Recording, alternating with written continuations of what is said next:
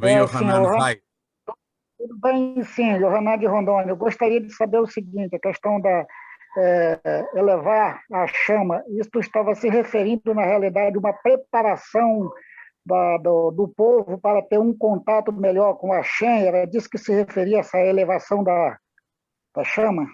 Sim, na verdade, o trabalho, tudo que ocorre na Torá não é simplesmente uma historinha qualquer, não é simplesmente um episódio. Tudo que é apresentado na Torá envolve uma espiritualidade maior e todo o trabalho tinha um respaldo no campo espiritual. O Aron Cohen estava iluminando o mundo a partir da santidade do santuário com o candelabro. A menorá, o candelabro, a função dele era iluminar. Quando eu falo iluminação e se tratando de Deus, não é só uma iluminação física, é particularmente uma iluminação espiritual. Quando Deus pede para nós fazermos algo, esse algo não é simplesmente um ato físico e material. Quando Deus pede para fazermos algo, nós, ao cumprirmos a vontade de Deus, nós habilitamos um canal. Se eu for com meu celular para a Antártida, eu posso ligar à vontade o celular, o computador, o rádio, a televisão, mas se eu estiver bem longe das estações científicas, lá no meio do gelo, provavelmente não vai ligar nem o celular, nem o computador, nem o rádio, nem a TV, nem o televisor, porque o canal tem que estar habilitado e tem que haver frequência na sintonia do canal. E não havendo, não tem como transmitir qualquer coisa. Quando nós praticamos e cumprimos com um desígnio de Deus, automaticamente, no plano espiritual, é aberto um canal, é homologado um sinal de espiritualidade. Então, já estamos com uma conexão espiritual. Agora, se tomarmos qualquer outra iniciativa que não necessariamente é um desígnio de Deus, então não há canal espiritual nenhum aberto. Então, simples fato de atendermos à vontade de Deus, abre-se e homologa-se e, como se fala, tem um outro termo, habilita-se, é habilitado o canal da espiritualidade. Toda hora, Rabino. Alguma... Shalom, Rabino. Oi, tudo bem? Nicolas? Rabino, hoje, Sim. além de nós nos iluminarmos para estarmos próximos do Eterno, estarmos próximos a Ele, também é para nós nos prepararmos para a vinda do Mashiach? Com certeza. Vamos nos lembrar que está escrito na criação do mundo, no princípio criou Deus aos céus e a terra. E a terra era vã e confusa, e o Espírito de Deus pairava sobre a face das águas. Explica um Midrash Rabbah, uma obra de quase 2000 anos, em nome de um mestre da Mishnah chamado Rabbah, conhecido como Rabbah, Midrash Rabbah. É o Midrash mais famoso e o maior de todos. Ele explica o seguinte: o que significa Espírito de Deus? A explicação é o Espírito de Mashiach. Mashiach já existe como conceito desde a criação do mundo. Eliyahu Hanavi já existe como conceito, apesar do profeta Elias ter aparecido milhares de anos depois.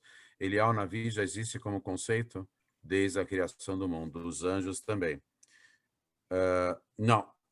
Não, alguém perguntou, a Cláudia perguntou a todos se haverá o anti-messias. Não, é um conceito cristão do anticristo, coisa e tal. É um conceito cristão. quem fundou o cristianismo sabia a verdade, sabia que cedo ou tarde ia chegar o Mashiach. Então, a primeira coisa que eles disseram é: os judeus serão os últimos a aceitarem a verdade deles. É claro, é estratégico. Eles nunca ninguém estará vivo para presenciar. É só jogar para frente. Os últimos, ninguém vai poder confirmar. Nunca vai acontecer isso. Eles já sabiam isso desde o começo.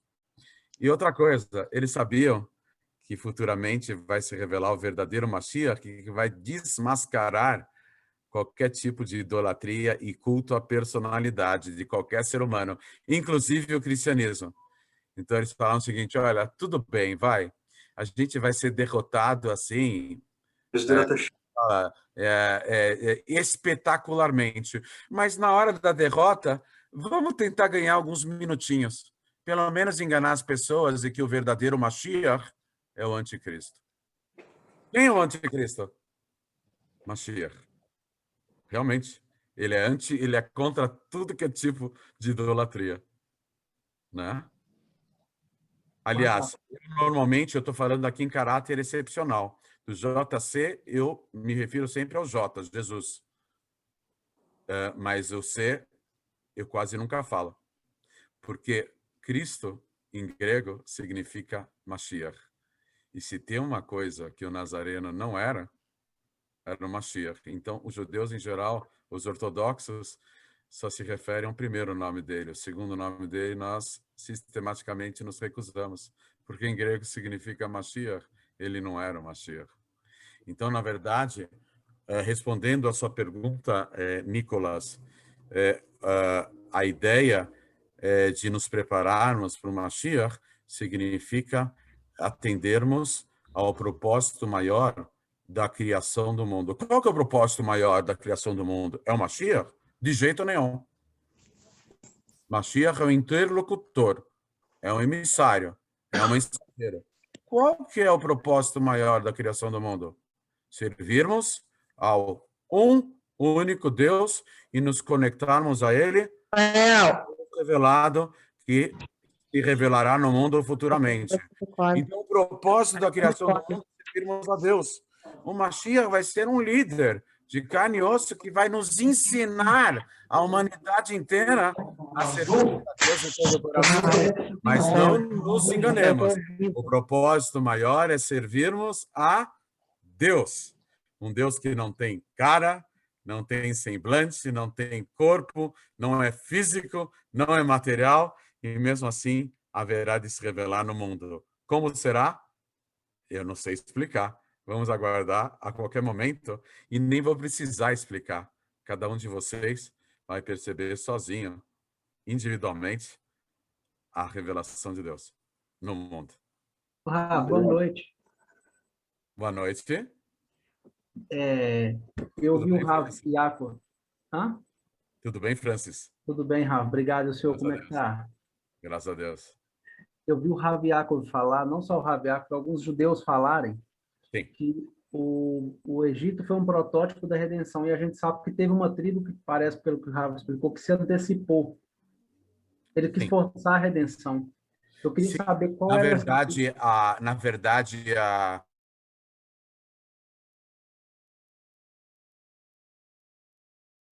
a redenção para que ocorreu é que 30 anos antes do nascimento de Moshe,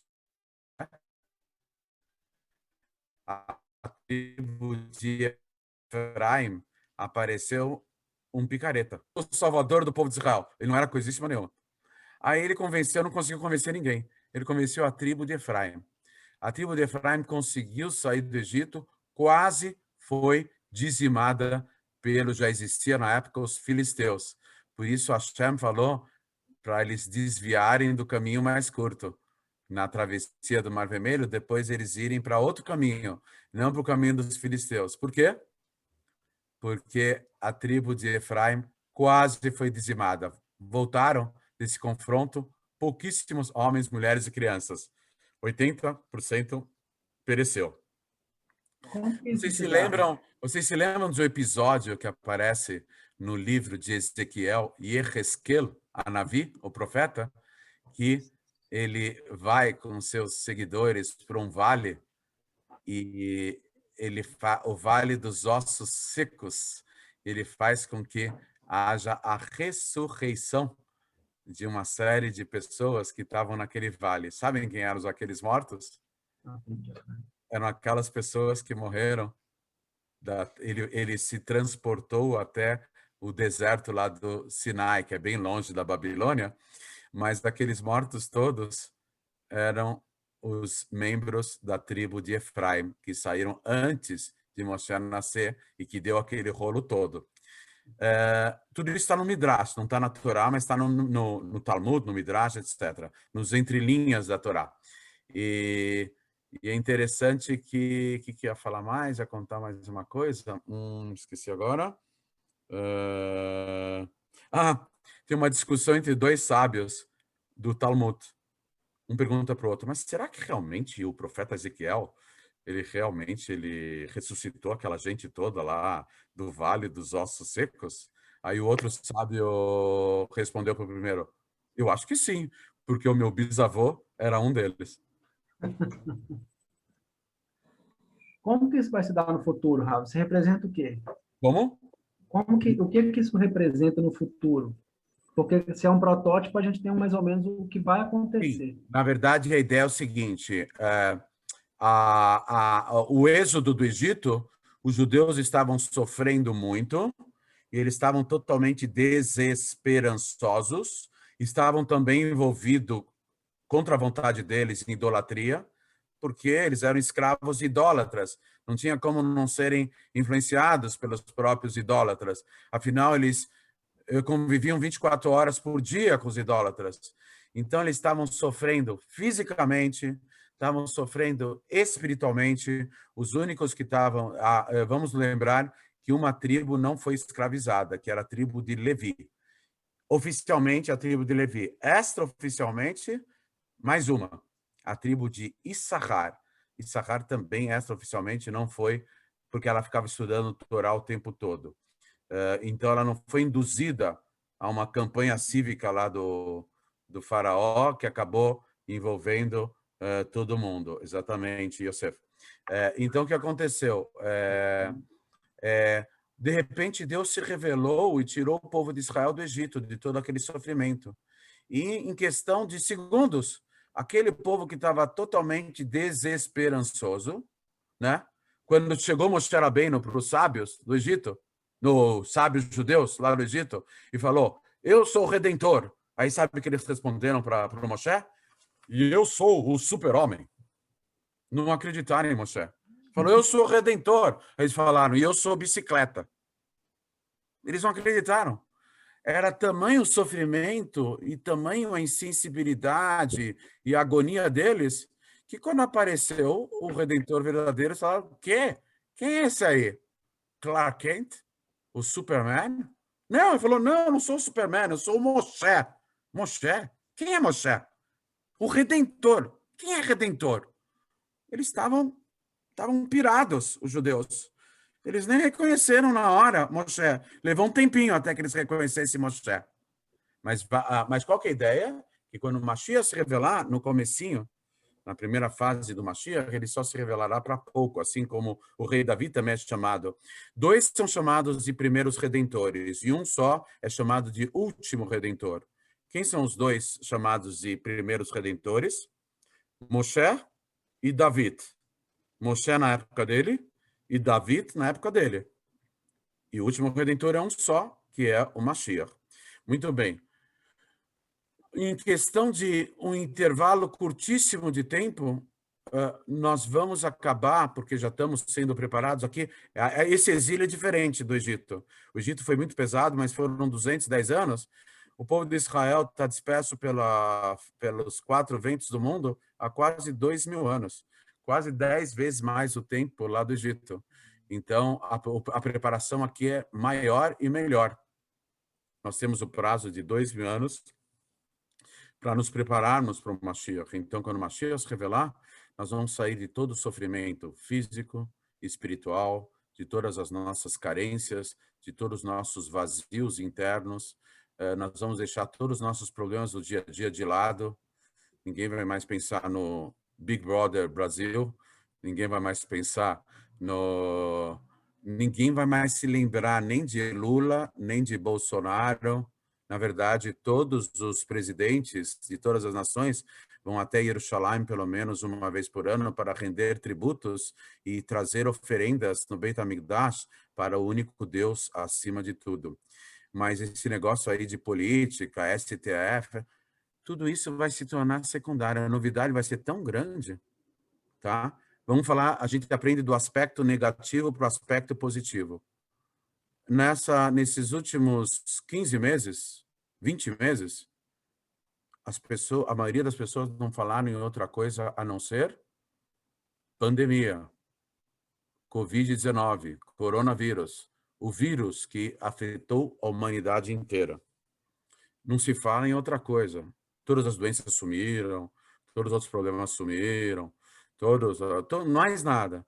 A mesma coisa vai acontecer quando o Matias se revelar. Nós vamos esquecer a novela das 8. Ninguém vai mais se lembrar do funkeiro que morreu caído da janela. Ninguém vai mais se lembrar disso. Por quê? Porque Mashiach vai ser a ordem do dia. E o impacto vai ter tão grande, que até as nossas dor de barriga, unha encravada, não vão mais sentir mais nada. Tudo vai ficar secundário. Problemas com a esposa, com o marido, com o filho, com a mãe, com a sogra, com o vizinho, com o sócio. Tudo isso vai ser secundário, porque o impacto da revelação de Mashiach e da revelação de Deus subsequentemente vai ser tão forte que os nossos problemas... Como a gente acaba com uma sombra? Voltamos ao tema da nossa aula. Com uma vela, com luz, com a menorá, com o candelabro, elevando a luz, acendendo a alma. O Mashiach vai ser o grande sacerdote que vai acender as almas de 7 bilhões de seres humanos, entre homens, mulheres, crianças, idosos, em toda a humanidade. Toda a humanidade vai ter a sua alma acesa pelo Mashiach. Por quê? Porque o Mashiach está ligado à central da alma do povo de Israel e de toda a humanidade. A nossa central da alma é totalmente conectada com Mashiach. E Mashiach é conectado com Hashem. Vamos nos lembrar mais uma vez para o pessoal. Mashiach é um homem de corpo, de carne e osso. Mashiach é Mashiach. Deus é Deus. Na verdade, aí vem a grande novidade. Futuramente, nós vamos revelar tão intensamente Deus dentro da gente que todo e qualquer ser humano na face da Terra, bem lá na frente, vai se confundir com a própria divindade. Todos os seres humanos dos 125 milhões de quilômetros quadrados do planeta, lá para frente, vão se confundir com Deus. Baruch Hashem. Shalom, Shimon. Tudo bem, Marcos? Pode falar. Oi. Tudo bom, Elias? Desculpa. Para porque tem o Elias e tem o Marcos. Por favor, Marcos. Fica à vontade, eu pergunto na próxima, tá tudo bem. Fala, Elias. Tudo bem? Elial? É Elial Navi? A grandeza foi muito grande, a gente está aprendendo. Shalom, Shimon. Tudo bem? Tudo bem, graças a Deus. Desculpa aí, eu cheguei um pouquinho atrasado aqui no estudo. Não tem problema. É um prazer você acha que você chegou atrasado, mas, na verdade, você chegou na hora certa. Quero. Observando, né, a questão aí de Aharon, ele acender a menorá. Sim, elevar. Elevar, né? E, na verdade, a função dele era preparar o pavio. Qualquer pessoa poderia acender, ele foi lá preparar o pavio. Sim. A ideia, né, da luz, né, do prazer, né, para a vinda de Mashiach, estando próximo da vinda de Mashiach. E isso se dá, essa revelação, essa conexão, a compreensão do evento, né, ela se dá a respeito do recebimento, que eu tenho que estar adquirindo, né, dado pelos nossos sábios, Ou, Sim, o recebimento... ou isso vai se dar assim deliberadamente, sem Não, o uma base? recebimento já começou, pessoal. Eu sou da parcela dos Hassidim de Rabat Lubavitch, eu e o Rabino Yaakov Gerenstadt, Rabino Gloiber e tantos outros, que acreditamos que o Rebbe deu inúmeros sinais de que ele é o candidato chapa única a se revelar como Mashiach. Candidato por um lado, chapa única por outro. Então, na verdade, somente o Mashiach pode despertar a humanidade inteira e reavivar a mitzvah, o assunto de Sheva Mitzvot Bnei Noach, as 7 leis universais do Bnei Noach. Só o Mashiach pode despertar na humanidade inteira o monoteísmo por meio dessa campanha. Então, o fato de vocês estarem aqui falando comigo já é um sinal fortíssimo da proximidade da revelação do Mashiach, porque foi por iniciativa do líder maior da geração. Cada geração tem um líder maior e potencialmente ele pode se revelar como Mashiach. Por exemplo, na época do Baal Shem Tov tinha o Or HaChaim HaKadosh, Rav Chaim Ibn Atar, que ele era um marroquino que vivia em Jerusalém. E ele escreveu no comentário dele que o nome do Mashiach é Chaim, e o nome dele era Chaim. Ele quis dizer que potencialmente Mashiach podia se revelar por meio dele. O líder da geração é o provável candidato a se revelar o Mashiach. E o Rebbe falou que o Mashiach já está presente, que o Mashiach já está fazendo uma revolução espiritual no mundo inteiro, conforme os critérios do Rambam, do Maimônides, Milchemet Hashem, a guerra de Deus. A guerra de Deus não é com armas físicas, a guerra de Deus é com armas espirituais, reavivando a espiritualidade do mundo inteiro, tanto do povo de Israel como de todas as nações. Então, o Rebbe deu a entender que o Mashiach já está aqui. Tem aquele melô lá, o Mashiach está aí, o Mashiach chegou para matar a saudade de todas as almas, do Senhor e do Senhor. Muito bem. Então, a ideia é que o fato de estarmos falando aqui é uma grande novidade. O povo de Israel, ele estava, em função das perseguições sistemáticas dos últimos 2000 anos, ele estava hermeticamente fechado para o diálogo com os não-judeus. Por quê? Porque, invariavelmente, eles eram perseguidos por outros povos e outras nações. Por exemplo, aqui, temos aqui muitos, com certeza, que possuem ancestrais portugueses, espanhóis. Os portugueses e espanhóis, e eu já falei aqui uma teoria, é só minha, pessoal, a teoria. Eu ainda acho que os Menor ainda vão surgir, porque na hora da revelação do Mashiach, vão aparecer aqui centenas de milhares, ou eu acredito até mais de 1 milhão de brasileiros que estão andando pelos 5.560 municípios desse continente chamado Brasil, que vão acabar sendo identificados pelo Mashiach como judeus. Então, muita gente aí vai ficar surpresa em descobrir que não só é descendente de judeu, como é judeu de fato, pela linha matrilinear, da mãe, da mãe, da mãe, da mãe, da mãe, da mãe, da mãe, da mãe, da mãe, que era filha de cristãos novos que eram judeus. Então, na verdade, muita coisa ainda vai aparecer que a gente nem imagina, ou que a gente imagina um pouco, né? Então, na verdade, a ideia é que todos os sinais do Mashiach já estão presentes, essa polarização do mundo inteiro em torno de um único assunto. É uma estratégia. Como você faz o mundo inteiro prestar atenção no único assunto? Primeiro, cria um assunto anterior que polarize a atenção de todo mundo, e quando todo mundo estiver antenado, plugado na internet, na mídia, antenado nos meios de comunicação, tudo em volta de um único assunto, de repente você troca esse assunto pelo impacto de um novo assunto, aí todo mundo já vai estar preparado para polarizar todas as atenções. A observação Aliás, do senhor... Elias, existe uma ideia, não está escrito no Rambam, mas tem uma ideia no Talmud, que o Eliyahu Hanavi vem 3 dias antes do Mashiach avisar que o Mashiach está chegando. Não é obrigatório, porque pode ser depois também, porque o Rambam, Maimônides não traz essa ideia do Talmud. Mas olha aí, ó, você aí, ó, Eliyahu vai saber. Fala, A colocação do senhor, Rabino, faz lembrar muito Oi? A colocação do senhor faz lembrar muito a Torre de Babel, né, onde, né, havia uma concentração num único objetivo, todos voltados. Um grande evento aconteceu, que Hashem, ele deu atenção àquilo e houve uma intervenção, né, máxima. O né, problema é que o problema é que, em vez de eles se unirem todos num partido, eles acabaram todos se unindo no partido da oposição. Aí deu o que deu, né? Sim, sim. O ideal ali, o objetivo era o outro, mas é interessante, assim, Claro, fazendo um paralelo, né, vamos dizer claro, assim, claro. o evento de Mashiach. Amém. Muito divertido. Qualquer momento. Fala, Marcos. Boa noite, Rabi Escoia. Tudo bem, tudo jóia? Melhor agora. Então, era uma pergunta, eu só fiz um comentário que eu achei de uma sabedoria enorme, viraram duas, então.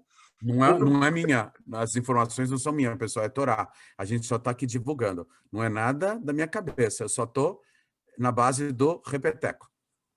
Baruch Hashem. Ravi, a primeira é a seguinte, o senhor falou uma coisa que eu achei interessante e fazer um comentário. O pessoal fala, a ideia do livro, o espírito do livro, ou seja, o entendimento do livro, né? Quando a pessoa usa esse adjetivo, entre aspas, de falar o espírito, a intenção da coisa. Aí quando o senhor falou o espírito do Criador, né, vai no Mashiach, vai se representar no Mashiach, alguma coisa nesse sentido. Seria na criação do mundo, e o Espírito de Deus significa um espírito que está acompanhando Hashem, mas é que vai se revelar num ser humano de carne e osso, que é, na verdade, Mashiach. Pela Kabbalah, quando está escrito Ruach, não é só espírito, é uma parte da alma, que tem Nefesh, Ruach, Neshama, Hayah e Yehidah. O Nefesh já se revelou no candidato a se revelar como Mashiach, mas ele está esperando que haja uma junção do Ruach e da Neshama com Nefesh, e está indicado o Ruach, que vai ser já decisivo para a conexão da revelação do Mashiach nesse mundo dentro de um ser humano de carne e osso. Por isso está escrito a palavra Ruach, que é espírito. Não está escrito nem Nefesh, nem Neshama. Em hebraico, cada palavra é exclusiva e excludente. É exclusiva porque tem um significado único, e é excludente porque vem eliminar todas as outras possibilidades. Então, aproveitando já o gancho para a segunda pergunta, que o senhor falou agora da alma, porque nós somos, me corrija se eu estiver equivocado, nós somos uma centelha do Criador, correto? Exatamente. Já dando uma centelha. Isso significa imagem de Deus, que Deus criou o homem à sua imagem, não é imagem física, mas sim imagem espiritual. Deus não tem imagem, né? Então, na verdade, o que é imagem? Tselem. Não, Tselem, a tradução não é Tselem, não é bem imagem. Tselem é formato. Bitsalmeno que dmuteno. Não é formato, é dmuteno, não. Semelhança, a segunda palavra. Tselem. Tselem não é bem imagem, é moldura. Uma centelha do Criador, Rabi, seria uma coisa assim, moldura, forma. No Tselem não é bem imagem, é moldura, forma. Eu não sei exatamente a tradução em português de Tselem. Dmut é forma, é semelhança, é forma. Então, Tselem deve ser moldura, alguma coisa assim. E aí, o senhor falou em determinado momento também que quando o Mashiach chegar, as pessoas vão, não sei, talvez pela elevação da alma delas, que elas, a própria energia, essa questão da alma delas vai se confundir como uma parte do Criador. Seria Futuramente, Deus vai se revelar tão intensamente nesse mundo, lá para frente, no mundo vindouro, ele vai se revelar tanto, haverá uma fusão. Hoje em dia se fala em fusão de galáxias. Você ouviu falar em fusão de galáxias? Na astrofísica eles falam que a galáxia se encontra com a outra, assim, tem uma fusão. Haverá uma fusão do mundo espiritual e do mundo físico. E Deus vai se revelar totalmente nesse mundo. E não quer dizer que nós vamos ser totalmente ofuscados. Porque Deus, ele é tão infinito que ele pode abranger e abarcar até paradoxos, até contradição. Para Hashem tem algum problema a contradição? Para nós tem. Para ele é infinito. Ele pode abarcar alguma contradição? Claro, ele não tem limite nenhum. Ele pode. Então, é uma contradição. Agora, se o espiritual, se Deus se revelar totalmente no mundo, o mundo desaparece, nós desaparecemos. Estamos totalmente ofuscados, certo? mas futuramente Deus vai se revelar no mundo intensamente. Nós vamos continuar sendo nós e, ao mesmo tempo, nós vamos nos sentir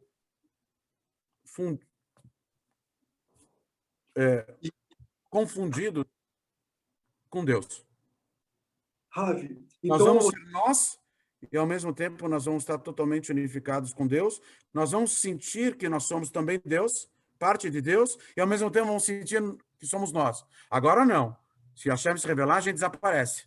Deixa de existir. Totalmente, até a alma. É ofuscado por Deus. Futuramente, Deus vai se revelar. E o mundo físico não vai desaparecer. E ele vai se fundir com o mundo espiritual. E o mundo físico vai continuar existindo.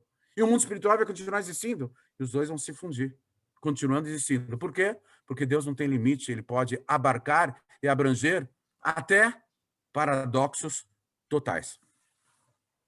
ou seja, essa centelha, nós que somos uma centelha do Criador, é como se... Entendi. Baruch Hashem, uau. Isso é muito profundo. Isso a gente vai entender mesmo futuramente. Existe uma frase que foi usada muito nos anos 70, há 45, 50 anos atrás, quando estava muito na moda tirar fotografia. O pessoal adorou, né? Câmera fotográfica.